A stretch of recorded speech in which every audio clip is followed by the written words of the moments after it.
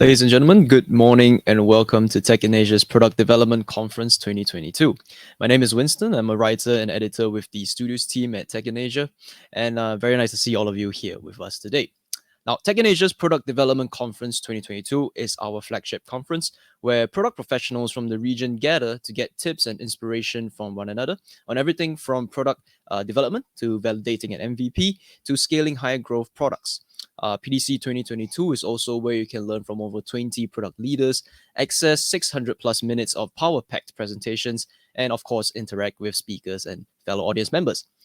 This is the sixth year of PDC already. It is the largest one so far with over 5,000 people of you out there watching us from wherever you are. With the conference platform, you can not only tune into live sessions, but if you miss anything, you can always view the playback post-event, and also, of course, connect and schedule meetings with other attendees to network, because that's what events are for, right? All right, so without any further ado, let's begin with the first day of Tech in Asia's Product Development Conference 2022. So the first session is a panel discussion. It's about how to build a secure and seamless fintech product. There will be a Q&A at the end of this. So, if at any point you have any questions, please feel free to put them in. And the moderator actually will get to them at the end of the session. So I spoke about the moderator. Let me introduce him. Pratyush Andy Wikaksono, head of product flight at ticket.com, will be leading this session. And Pao, are you ready? You can take over from here. Hello, and welcome to the 2022 Product Development Conference. My name is Maria Lee. I'm the CEO of Tech in Asia, and I'm delighted to open this year's conference. I can't even believe it. This is our sixth year of PDC and our third time hosting it virtually. Let's take a look back to where we started 6 years ago. First of all, product management was still a relatively new role. Sure, some of the bigger tech companies had PMs, but those early roles were very rarely well-defined, and PMs ended up covering everything from engineering to partnerships to BD to marketing. Second of all, the developer and engineering community was still relatively nascent, especially in Indonesia. So starting from here, we launched PDC to help build this broader product and development community. We wanted to help everyone share lessons learned and allow dialogue between these groups of product and engineering professionals. Now, if you want to fast forward to today we have over 6,000 folks dialing from all over the world. They want to learn and share about best practices that we're seeing in Southeast Asia's tech companies. These days, PM roles and their value to a tech company is also quite well defined. And the community overall is larger and stronger. There are far more pockets of people who are exchanging knowledges and best practices. And if you can believe it, this year we've actually added an entirely new track, specifically dedicated to Web3 product management and what PMs need to know in order to successfully translate into this emerging space. It's pretty incredible when you think about it. We've gone from a nascent community of product managers and developers 6 years ago to one that's evolving towards entirely new forms of tech, like Web3. I can't wait to see what this community will achieve next. Here's what's in store today. We have some incredible speakers lined up to share everything from how they manage product development cycles to building and validating MVPs to scaling high growth products. Speaker-wise, we also have the who's who of the product engineering and design teams from some of the most exciting companies in the region, including Zendit, Sayurbox, GoTo, Carousel, and Ticket.com. They're going to be taking us through 20 amazing sessions over these next 2 days. And we really have decided to keep our agenda heavily focused on tangible and actionable case studies, frameworks, and applications that each of our speakers apply day to day. Because while we know that all product and building product really depends on your particular company, product, and circumstances, it's always amazing to hear some of the best practices that we're seeing from these leading companies around the region. We hope that you'll learn, be inspired, and connect with other like-minded folks over these next 2 days. Finally, I wanted to give a massive shout out to our sponsors for helping us to make this product development conference a reality.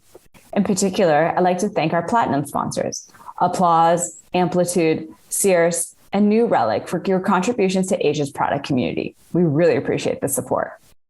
And of course, many thanks to the TIA team who have been working tirelessly behind the scenes to make this all possible, as well as you, our attendees, for helping us to make this the biggest PDC ever. With that, let's officially open the 2022 Product Development Conference. Have a great time, everyone.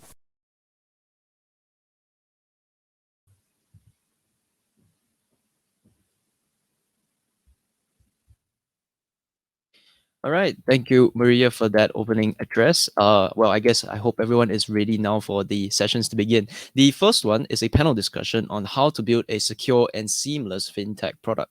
Now, there will be a Q&A at the end of the session, so please feel free to type in any questions you might have, and the moderator will get to it at the end of the discussion. Now, speaking of the moderator, that's Prasetyo Andy Wicaksono, Head of Product Flight at Ticket.com, or otherwise also known as POW. All right, so POW, are you ready? Because you're taking over from here. Yes, hi Winston. Yeah, I'm very ready. I'm very excited to open the session this morning. All right, awesome. So, yeah, Okay, I mean, I leave it to you to introduce the speakers and take it away. sure. Thank you. So yeah, hello everyone and good morning. My name is Prasetyo Nijokono, but you can call me Pau. I'm from Ticket.com, and today I'm gonna be your moderator. So again, welcome to this session of Product Development Conference 2022. This is the first session today. So in this panel session, we will be discussing on how to build a secure and seamless fintech product. And today we have joining us today. We have two amazing panelists, and let me just introduce them one by one. First up, we have Pratyush Prasana. He is the head of merchant payments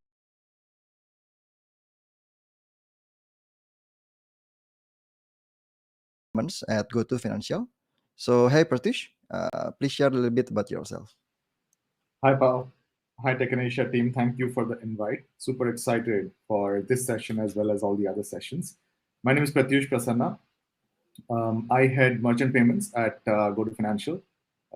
Merchant payments comprises three big parts for us. One is online payment acceptance, offline payment acceptance, as well as disbursements. So looking forward to your questions and sharing a bit about how we do product development for FinTech in GoTo Financial. Cool. Thank you, Pratyush. Excited to learn from you. And next up, we have Hana Abriansha, also from GoTo Financial. Currently, he's working as a head of information security business solution. And yeah, hey, Hana, please share a little bit about you too. Uh, Sorry, Hana, I think you're still on mute. Oh, sorry. Okay. Hi, everyone. I'm very happy to be here. And yeah, my name is Hana Abriansya. You can call me Hana. I'm currently working at GoTo Financial as the head of information security for business solution. Business solution itself is one of the product of GoTo Financial, which focuses on commerce enablement and also merchant platforms. Cool. Yeah, so thank you for the introduction. Yeah, very excited to have the discussion today. So in this session, I would like to learn more actually from you two about how to build a more seamless yet secure product. Because actually, well, I'm not coming from fintech. I'm coming from OTA actually. But here I am moderating this session to actually also represent other folks joining us today, coming from outside of industry, want to learn more about the fintech scene and how the product development is being done. So because we see the fintech business and products as a whole, I think it's quite unique. Whereas it's much easier to purchase now, make payments, etc. Right? But on the other hand, we are also seeing issues about like security, account takeovers, hacks, and so on and so forth. So. And also from a product development perspective, I also believe that there are interesting things offered by the uniqueness of the business. So let's get started with I already like prepare some questions. Hopefully you can answer and we can learn together. And then in the end, I'm going to open up a Q&A session, and then let's have a very fruitful discussion today. So let's just start. I think let's start from the product development process first. The first question would be, what makes it different actually developing products in the fintech industry compared to the others? I don't know, maybe Pratyush or Hana could start first. Maybe I can take a stab at that. Hana, please feel free to add, right? And the context also is important. I think it's good that you are moderating who's not from the fintech industry, right? So you have questions about why it is different, right? Now, as you mentioned, right, fintech is a very fast developing industry, right? In the last few years, we have seen like different paradigms, whether it is BNPL at merchants POS or QR code acceptance on the offline side, or even tokenized transactions on the online sites, right? The key here is that these are changes where a vast number of merchants and consumers are touched, right? Which is a very different kind of experience, right? So we have to think of creating interfaces and experiences for both sides of the table, which is both for merchants as well as consumers. A seamless and easy to use consumer experience, which makes it super simple to do payments, I think is key. But also, it has to be kind of juxtaposed with very simple merchant interfaces, right? Which typically is ignored in many cases, right? But again, it's quite important because it helps merchants do payments, do recons, and track their transactions, right? As I also mentioned, there is the additional complexity of online and offline transactions. If anything, COVID has proven that most businesses are omni-channel, so which means we have to take care of both online and offline behaviors of consumers and merchants, right? So on the online side, showing the available payment methods, ensuring least amount of drop-offs is very important from a merchant side. Similarly, from an offline side, making sure that the discoverability part is there is important from both the consumer and the merchant side, right? Lastly, payments is also a very hygiene experience, right? So remembering customer preferences and asking for the least amount of data or data inputs is very important to make sure that the payment is seamless and is a less painful experience for customers, right? Last but not the least, right? Fintech and payments are a very fast evolving field, is what I started off with, right? So we need to constantly optimize both the UX from the consumer side and merchant side. But apart from that, we also need to optimize retention from the merchant side, as well as the interactions, so that it is always the best possible experience for both the consumers and merchants, right? So the gist of it is that we are trying to build products for both sides, which is consumer and merchant, right? We are trying to build experiences for offline and online. That again is one level of complexity. And we're also trying to stay on top of the technology curve, right? Which is all the new technologies that are coming in, like some of which I mentioned, like QR, tokenized in the online space, e-wallets that are coming up very soon, or even BNPL, which is a different offering that didn't exist 3 years ago. So it's a exciting and challenging area to be in, especially from a product perspective, which is why we try to be on top of the game here at GoTo Financial.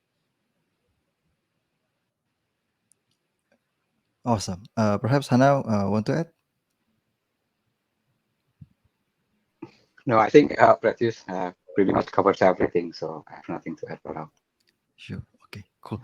So yeah, I'm getting there are like three sides. Like they are like dual side, whether the product will serve the consumer side and also the merchant side, and then there's complexity and the beauty of online and offline mix of behavior, right? And also the technology curve itself, like using QR and e-wallet and BNPL, as you said earlier. And then for a PM joining fintech for the first time, I believe obviously it's about the context, getting into the context. But is there anything specific to fintech that they need to understand or to do in their first 90 days? Because um, previously I met with several guys from product managers that they are coming from other fintech, and then they go inside fintech and then they don't feel belong because there are lots of challenges they feel. So is there any tips from you to to make sure those PMs that are interested coming to fintech, they feel belong, and they can really strive in the fintech industry? Sure. Maybe I can take that, right? Hana, if you're okay. So let me take that, right? I started my career at Microsoft, right, which arguably is one of the best product companies in the world, right? Making sure that you learn the tricks of the trade or the basics of the trade is very, very important. And I think there are several points that I'd like to share, especially with the people who are new to being a PM, especially in a fintech area, right? PMs are like the tip of the spear for any company, right? They define the mechanisms of interaction between their companies and their customers, whether the customers are like consumers or merchants, depends on the kind of company they are working for, right? Um, so I think, again, some of this is generic, but maybe I'll also kind of be more specific about fintech. But maybe the first thing that PM should look at is understanding the landscape, right? Um, what does that mean, right? So, fintechs are giving a certain amount of value to, again, their customers, which is merchants and consumers. So it is very important that any new PM understands which is the play that you're playing in. What are you doing? Are you, for example, giving a BNPL solution? Are you giving a commerce enablement solution? Are you giving payments? So it's very important, and also who you are up against, right? Um, I think many fintechs either do something which is replacing a physical activity like paying for cash versus paying with an e-wallet, or they do something which is popular elsewhere in the world, right? Both of which are great business models to do, right? Now, from a PM perspective, it is very critical to understand what you are doing as a product, right? So that's one. Um, Second, of course, is understanding the customer, right? So, usually, the first commandment is always understand the customer, which every PM learns, right? Um, but again, as I said, there are many complexities in fintech. One is, are you building it? Are you building a merchant-facing solution, right? Where Hana and I are mostly involved on the go-to side, or are you building it for the consumer, right? Which is very different as a challenge, right? Similarly, is it an offline merchant, an online merchant, or an omni-channel kind of merchant, right? Because then you need to make sure that the experiences span across both of these, right? Um, similarly, one of the things that is also good to understand is, even if it's a consumer, let's say, what kind of persona is it? Is it like an 18 to 20-year-old who's primarily like a gaming kind of guy? What do you optimize the experience for him? Or is it a housewife who's maybe 25 to 30 who's trying to optimize for her expenses on a day-to-day basis, right? So again, specifically because this question is for new PMs, right? I would strongly suggest that there are personas that some of the, again, good companies for products create, like Amazon and Microsoft. Would be great, if you can look it up and see that what kind of persona you're making for, right? It's not a marketing problem; it is your problem as a PM. Then the third one, which I would like to point out, is also clearly laying out your goals and non-goals, because if you can't solve all problems in the world, right? And definitely should not try to attempt to solve all problems that are there in your business. So it's very important to prioritize and make sure that you focus on the right problems, right? Then one more aspect, the fourth one, if I can put it, is more like business models. Sometimes we focus a lot more on the consumer without understanding what business we are in, right? So it helps to interact very closely with the business side, CEOs, etc., to learn surely about the business. Lastly, again, maybe very fintech specific, is that fintech rules and regulations are varied across geographies, right? So every country is different from the others. So a good PM does definitely understand the nuances of the market he's working on, right? So more like market knowledge, etc., which help them do a better job at what they're doing. I see. Yeah, interesting. I think in terms of understanding the landscape, understanding the like the benchmark or the reference that you mentioned, we need to look up to several products that in the market, and also set the goals. I think that's quite general, but in terms of the execution will be the key. Make sure that really trying to understand about the landscape of the product. But I think the unique one is regarding regulation, and we'll be discussing more about this. But regulation, it is seemed as market knowledge, right? You need to understand about the market and the industry. Once one of them is regarding the regulation, and I think that there one thing that I have in my opinion is that there is certain like specific process regarding risk management, or playing with risk, or not playing but managing the risk, right? I mean, because um, if we are coming from other industry in retails, kind of like make it fast, break things, but in terms of fintech, the risk is there and the risk is real, right? People can lose money, or and get distrust with the system and the service. Right. Is there any specific process or best practice regarding that in particular that is you've been um, dealing with or working with in GoTo Financial? Yeah, maybe Hannah, again, you can add, right? Or let me go with that. So, as you rightly said, our technology, primarily driven from, let's say, the Valley, has been, or the overall technology industry likes to, move fast and break things.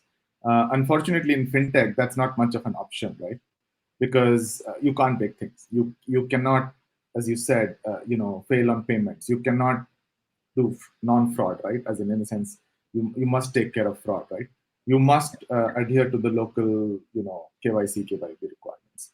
So, so that's why, in a again, just to kind of put the product developer or the product manager lens on, right?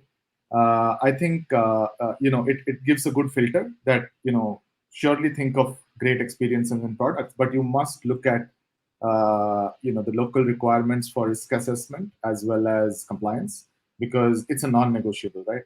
You are in the same industry as like most fintechs at a global level trying to disrupt existing behemoths, right? Whether they are banks or whether they are loan companies, etc., right? Which also means that you also are bound by the same rules and regulations as them, and the rules and regulations are there for a good reason, right? So I see a few kind of challenges which are unique to fintech. One is regulatory and compliance, right? Definitely, maybe the number one, where you must make sure that your compliance and regulatory requirements are met for each geography that you work in. Then risk assessment for consumer profiles, especially because you must monitor what kind of consumers are using your platform, and they are not doing fraud in that sense, right? The third one is KYC and KYB. I think at GoTo Financial we have done massive improvements in KYC, massive improvements, like from down from 24 hours to less than a few minutes, but without type 2 errors, right? Which make sure that we scale, but we scale without compromising on security. Last but not the least, every kind of geography, because I've worked in India and Indonesia and Singapore now, right, and the US, has specific reporting requirements, right, which are generally not considered, but they actually turn out to be a lot of work. Like 20 to 30% of our work is actually like reporting requirements. Um, so to answer your question, some of these do not exist in other areas. Like I'm sure that your reporting requirements at ticket.com are not as onerous as ours, but we have to adhere to these standards because, as I said, it's a very different kind of industry that we are working in financial services. Cool. Yeah. Hannah wants to add, or yeah, I think the next question will be more on you, because Pratyush just shared that there is we can't compromise any risk on security, especially one of them, I think, about the information security, right? And this has been a major concern for customers nowadays. And I believe there is some kind of way to mitigate things, and also the better way is to prevent it from happening. And from your point of view, how do you manage it between the prevention and the mitigation, especially um, when issue comes in, and then the customer can the information from the customer get stolen, and then how is it being managed? Okay, so yeah, I mean, I agree with you, Paul, and actually, that is actually correct. But the fact that information security is a major concern for our customer and merchant is actually a good thing for us, because that means that the customers and merchants level of awareness on information security has improved significantly since several years ago. In GoTo Financial itself, information security is always our top priority, even long before it became a major concern for our customer or merchants. So in terms of security, prevention, again, you're correct, is always better than mitigation. And we have a security assessment and implementation process which is embedded into our product development process, like Pratyush already mentioned previously. Um, the goal is to minimize the vulnerabilities from getting deployed into our production environment in the first place. So it is it is embedded with the development process from the very early stage to ensure that we get a high quality output from the process while ensuring that we minimize as much friction as possible to support our agile development process.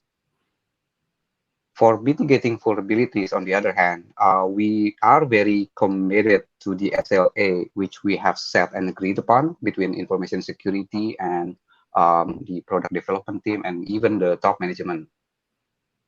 So for vulnerability management will always be our top priority of our product team to mitigate those vulnerabilities within the grid SLA for each level of severities.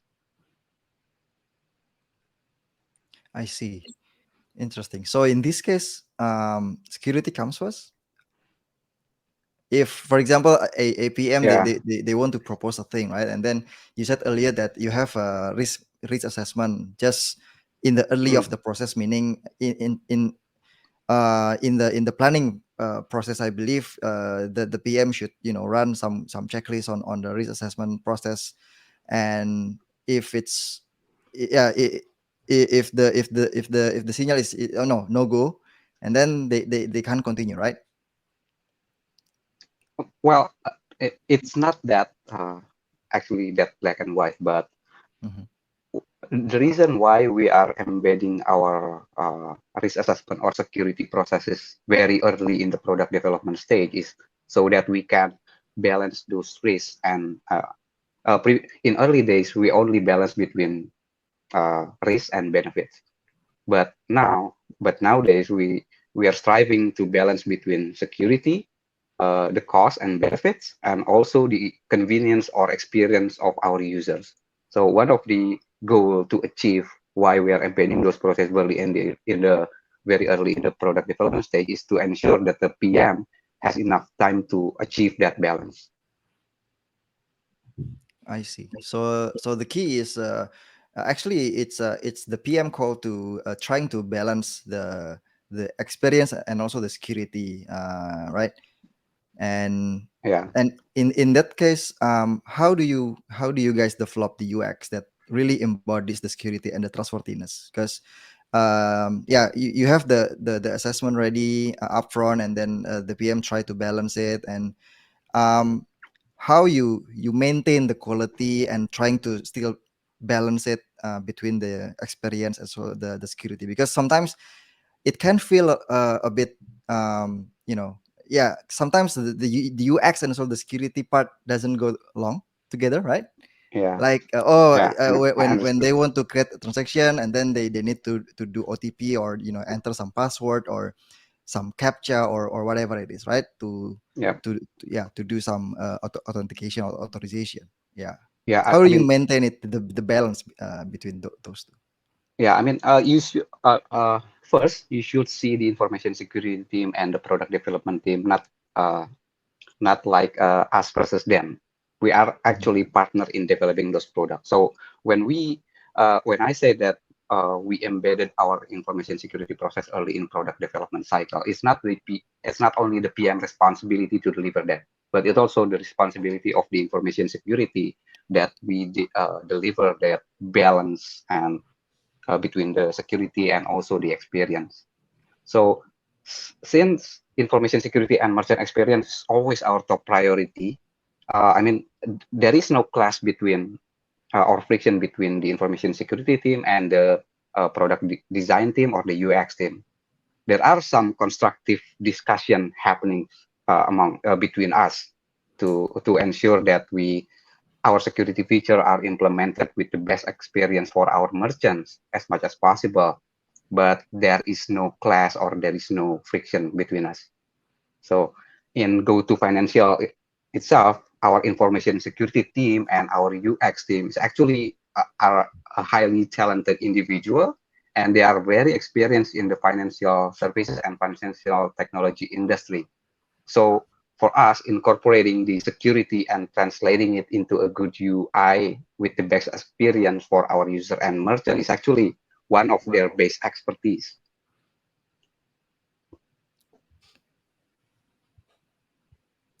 I see. So in this case, actually, um, the building the security and the trustworthiness is not only in the level of working, but also in the mindset of all of all of the people, right? I mean, from the Correct. PM, the product design team, whenever he or she joins the team, he or she needs to build this mindset of building the trustworthy of the product that they're managing, and the security, like it should be very natural. So yeah, okay, yeah, Yep. interesting. So um so previously, you guys mentioned that there are some compliance and regulation that are uh, in place that you need to follow, and even it is embedded in the process upfront.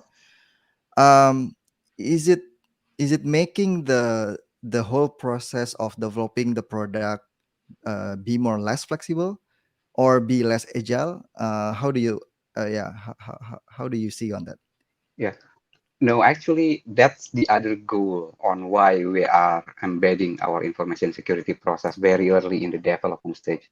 Because one is that we want to ensure that we get a high quality output from information security perspective very early, while maintaining our agility on our product development processes. So, as an experienced product developer in a highly regulated company like GoTo, uh, where we always try to comply with every regulation which are applicable to us. Um, Compliance and requirements are always on top of our mind. Like if I like Pratyush previously mentioned that all of the PM should have uh, do some research or familiarize themselves with regulation within the first 90 days. It is to ensure that we are complying with all of this requirement and our product is actually not violating any requirement from all regulatory that are applicable to us. And so since one of the requirements for RPM is compliance or regulatory knowledge, I think they are highly aware of the best practices related with security. And they have also trained in secure product development and always consider security as part of their product requirements very early in the design phase. So when we are already in that stage, I don't really see any major challenges in balancing security and agility, to be honest. I see. Yeah, I'm interested in asking about how do you evolve? Because I believe Yeah, uh, at this stage, I believe you're already like in that mature stage where all of the people already have the right mindset to begin with, even to begin yep. with, right? But how you manage to to nurture this mindset, especially again coming back to my perspective as a people that is not coming Mm. from fintech. I joined a fintech company, for example, or the audience will join the company. How he can how he can be how he can um uh, inc- improve the mindset, or build the mindset, the right mindset to begin with. Okay. First, all the product development team will have a secure development training whenever they join GoTo. The second one, our information security processes and also the product development processes are standardized and well documented. So um, we should see information security processes just like another processes, like the QA processes or development processes itself. It's something which we can improve, and it's since it's documented and we do it continuously, the one thing that we need to do is improve those processes. So when we continuously improve those processes, we can actually, like for I'm uh, going to give you one of the example. We can actually make that processes more efficient. So it will reduce the friction and it will shorten the time needed for the team to complete those processes. Like for example, the security assessment processes. I Yeah. see. Okay. Paul, if I can Yeah. add to that, if you Sure. don't Sure. mind, I want to add to that. Sure. As Hannah said, I think we have internal processes where security and compliance, and so they're essentially almost like if you go very deep, it's almost in the spec itself. We have those as sections that you need to fill, right? But before that, I think the conceptual framework for new PMs again is that every especially in fintech, right, it's or if it is travel, if it is fintech, if it is food delivery, all those are essentially very different companies, right? They are almost like you're playing different games, right? So in fintech, the rules of the game are slightly more complex, but you need to play the game according to the rules, right? So that's the way that I think new PM should look at it, which is okay, this is a new game, this is played with a different set of rules, let me understand it and let me make sure that I don't violate any rules, right? The good thing is that Gojek earlier, now GoTo, we have been in the fintech game for a long time, right? And also we have seen regulations change, which for most of them or all of them for the better. And we want to make sure that we adhere to those regulations because I think it helps us build scale as well as provide secure payment experience or experience for our merchants and customers, right? So with that context, I think it's not like or just to give in the game analogy, the rules themselves are also in flux, but it always helps to be on top of it because then you are always better than whoever else you're competing with, right? So yeah, as in I think that's the crux here, which is it's a different rules, different game, but if you play well, then you come out more successful. Cool. Cool. Yeah. Okay. So there is another one question. Because you are now in the region, right? And then you try to expand to other countries as well. Do you have any experience when you want to build the product or expand your product to a new market? And yeah, well, it's not really have to be new countries, but new market lah. So and then you get stuck with the local regulation. What did you do? Maybe again I can take a stab at that. Hannah can feel free to add, right? Yep. So in the same game analogy, right? Every country has its own nuances for regulations, right? And again, as you said, it might be a country, might be a different kind of play, right? But what we try to make sure is that we understand that particular requirement very, very well, which is again a lot dependent on how curious and how intent the product manager is for problem solving, right? Which is key skill for any product manager, right? So we ensure that we understand the nuances of that particular market, what are the requirements in that, and incorporate that into our products. But there is no cookie cutter for this, right? As you said, there might be instances where the entry into the market is quite onerous, right? Whether it's a new country or a new kind of business.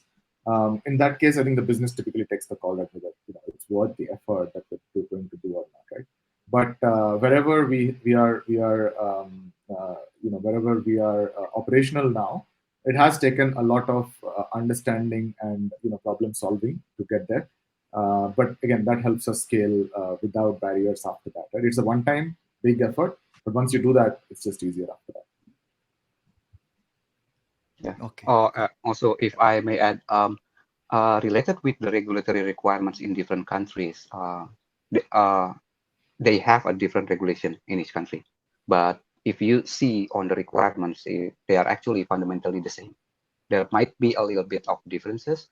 And so we must need some further analysis to identify those differences and ensure that some product in always comply with the regulation on each of the companies it's being deployed to.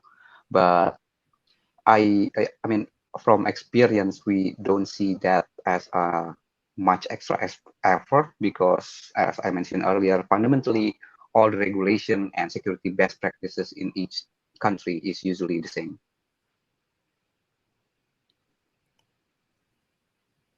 Okay. So yeah, I think that answers. Okay, so now I'm gonna pick questions coming from the audiences.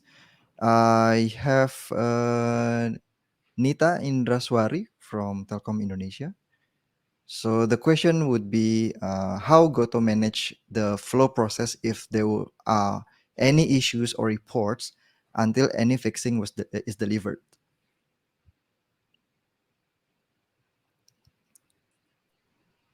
Okay. Okay. Oh, sorry, Pratyush, go ahead. No, go ahead. Go ahead. Sorry, I Okay, was trying to digest the question, but so go ahead yeah. with the answer.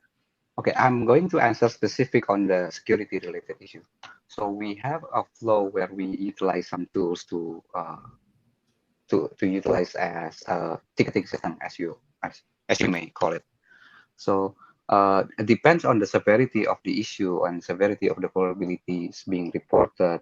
It will go the same process, but with different prioritization. So higher severity means higher prioritization to be fixed. Yeah, just to build on that, good question. And it depends on the severity. So as Hannah said, we have different severity levels, and depending on, like, for example, if it is a level 5, which means it's the most severe, we might take down that particular part of the feature, right? Or we will take down that part of the feature till we fix it. Whereas if it is severity 3, we try to work on like a hot fix and release it faster without kind of taking down the feature. Where the severity 1, we put it in the roadmap and do it later, right? So it depends on the severity. And severity is defined with how big an impact does it have on the merchant or the consumer and on us, right? So that's how we kind of prioritize it. I see. And yes, another. I hope that answered the question. And the next question coming from Chandra Has from SAP Labs. Does make and break model work in fintech? If multiple iterations are not possible, what is your advice on how do startups should go about it? Maybe I can take that. So make and break does not work if you're in production, right? However, as with any good product, there should always be some sort of pilots. There should be some sort of A/B testing, which is in a sandbox, right? And that's the best way to test, because as a PM, sometimes you're like so blinkered that you don't really understand what, or maybe you're building products for product's sake, right? I mean, a lot of PMs are very focused on, hey, my UI is really cool, that's why my product is good. But doesn't matter if the merchants or consumers are not using it. The best way to check is, again, this is purely from a pure product point of view, right? I'm not talking about compliance and regulatory concerns here. But the best way to check if you're, or to make and break, is to actually do A/B testing in a sandbox kind of environment, which obviously you can do, right, without affecting your requirements from regulation perspective before you roll it out in production, right? So what I would strongly suggest is, and that's what we do very, very frequently, is test it out with a small subset of merchants, see their feedback, incorporate it, and then go for production once you have all the checkboxes ticked. Yeah, yeah, I actually agree with Pratyush. Make and break doesn't work in production, especially when it's related to regulatory and security requirements. But apart from that, the most another important thing is that sometimes that make and break practices will negatively impacting our merchant experience, because one day we develop this feature and then the next day that feature is gone. So I mean that's the other thing that we want to avoid, because we want to ensure that our merchant and user experience are excellent. I see. Okay. Yeah, I think last question coming from Muhammad Iza from Eureka Analytics. I think this is quite also interesting. What was the hardest regulatory requirement that GoTo had to implement so far? Hardest Oh, regulatory requirement. yeah, I think Hopefully, they this are is not the all hardest equally question as hard. well. Yeah, I think all regulations are equally hard, but so far, I mean, some regulation are more challenging than the others, like especially related with the requirements. There are some regulation which are very strict, and there are some requirements which only covers the substantial requirements only. But I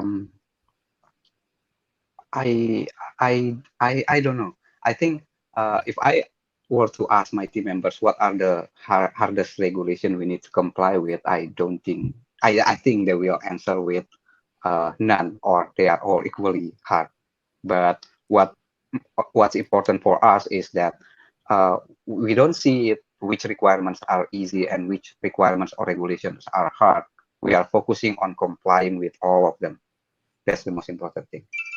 Yeah. Yeah, yeah, yeah. If I can add to that, actually, um, most of us think that regulations are, I mean, again, from the questions again, most of us think that regulations are anti-UX or anti-business, right? I also started off thinking that way when I started working in India. I was like, why is this there? It will take us 3 months more, right? But once you start understanding the framework, most regulators are slow, but again, they are very, very future focused, right? They're not thinking about 2 days. They are thinking about 2 years that this doesn't change, right? So once you internalize that, regulators are there for a reason, so that people do not like, you've seen some of these like P2P lending apps, right? For example, if regulators weren't there, lost a lot of people would have lost money, right? So once you internalize that regulation is important, and almost everything that regulators do is to build a scalable, stable financial system, then I think it is a lot easy to again build that into your products, right? I think that's very important to understand that regulators are there for a reason, and the reason is very good. So then you will not feel that it's Yep. a detriment to product development, but a help. Cool. Yeah, that's interesting. Thank you for the answers. Actually, that's all the time we have for today. So thank you again, Pratyush and Hana, for sharing so much with us today. I learned a lot, and I'm sure it's the same for the audience. So thank you. And also thanks everyone for attending this session. We really appreciate you spending time with us today. And yeah, before you go, this is only like the start of the day, right? Don't forget to join the next session in the PDC. And again, thanks for joining us again, and we'll see you next time. Take care. Thank Thank you. you, everyone. Thanks, everyone. Thank you. All right, thank you so much, Pao, Pratyush, Hana. Yes, as what Pao said, there's many more sessions coming up. In fact, right now you guys can move over to the Product X Marketing collaborative effort to create digital experiences keynote presentation by Amplitude. And yeah, I mean, I think that sounds very interesting. So I hope you guys can join us over there. All right, see you in a bit.